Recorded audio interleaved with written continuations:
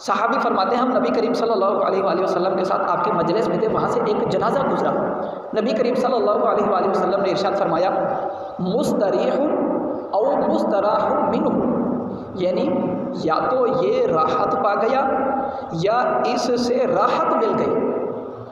اب اس حدیث کی آگے مزید وضاحت سنیں، یا مستریح یا تو یہ راحت پا گیا، او مستراح منہ یا اس سے راحت مل گئی۔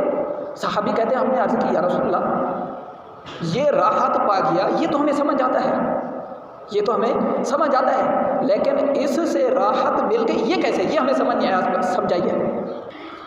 نبی کریم صلی اللہ علیہ وآلہ وسلم نے ارشاد فرمایا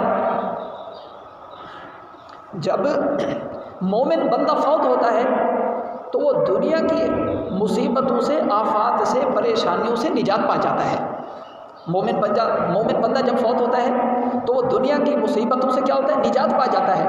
اور جب فاسق، فاجر، گنہگار وہ فوت ہوتا ہے تو اس کے فوت ہونے کی وجہ سے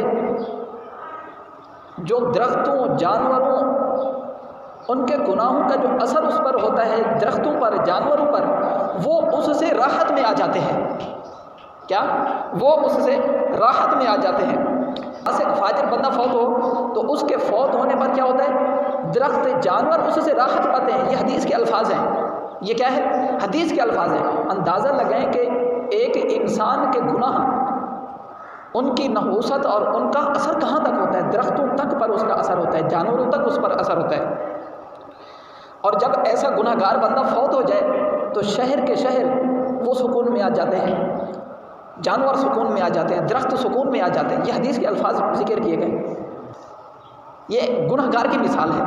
حضرت مجاہد رحمۃ اللہ علیہ فرماتے ہیں جب قحط شدت اختیار کرتا ہے تو جانور گناہ گار لوگوں پر لعنت کرتے ہیں،